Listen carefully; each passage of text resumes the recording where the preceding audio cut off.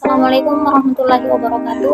Perkenalkan, nama saya Konita Syahidah, NIM 2110374 dari kelompok 3 semester 4 NPI 4. Baiklah, di kelompok 3 ini saya akan membahas tentang membangun sistem manajemen keselamatan dan keamanan laboratorium.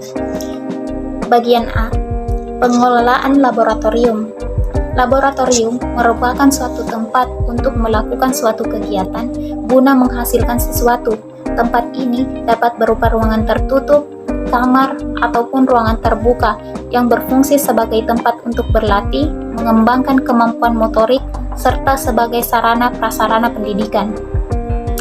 Mengingat banyaknya peralatan dan beban kerja yang ada di suatu laboratorium, maka diperlukan sistem manajemen yang memadai untuk mengelola sarana dan prasarana laboratorium.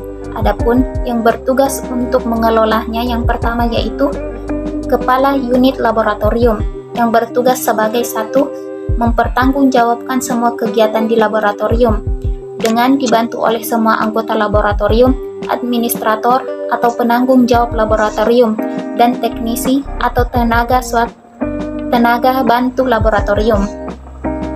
Yang kedua yaitu memimpin, membina, dan mengkoordinir semua aktivitas sistem internal dan mengadakan kerjasama dengan pihak eksternal seperti institusi lain ataupun pusat-pusat studi yang berkaitan dengan pengembangan laboratorium. Yang kedua untuk bertanggung jawab dalam laboratorium yaitu penanggung jawab laboratorium sendiri. Penanggung jawab laboratorium adalah membantu secara langsung tugas kepala unit laboratorium dalam bidang administrasi sehingga membantu terjaminnya kelancaran sistem administrasi. Maka seorang administrator harus mempunyai kualifikasi pendidikan minimal sarjana sains terapan DIVS S1. Adapun yang bertanggung jawab yang ketiga adalah tenaga teknisi atau tenaga bantu laboratorium. Teknisi atau tenaga bantu laboratorium adalah seseorang yang bertugas membantu aktivitas peserta didik dalam melakukan kegiatan praktek laboratorium. Secara khusus, seorang tenaga bantu laboratorium bertanggung jawab dalam menyediakan peralatan yang diperlukan dan mengembalikan peralatan tersebut serta digunakan ke tempat semula. Adapun yang selanjutnya yaitu keselamatan dan keamanan kerja. Keselamatan kerja merupakan keadaan aman dan selamatnya alat produksi, bahan produksi, dan karyawan dalam melaksanakan pekerjaannya di tempat kerja yang bersangkutan.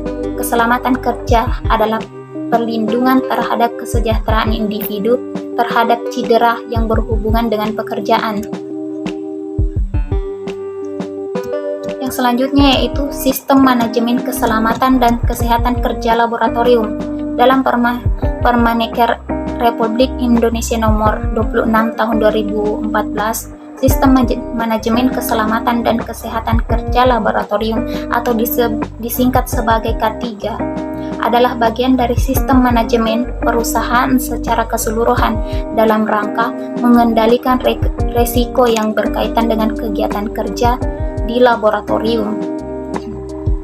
Menurut PP nomor 50 tahun 2012, kegiatan kesehatan dan keselamatan kerja atau K3 meliputi 1. Tindakan pengendalian, 2. Perencanaan atau desain rekayasa, yang ketiga yaitu prosedur dan instruksi kerja, yang keempat yaitu penyerahan sebagian pelaksanaan pekerjaan, yang kelima adalah pembelian atau pengadaan barang dan jasa, yang keenam adalah produk akhir, dan yang terakhir adalah upaya menghadapi keadaan darurat, kecelakaan, dan bencana industri, dan rencana dalam pemulihan keadaan darurat.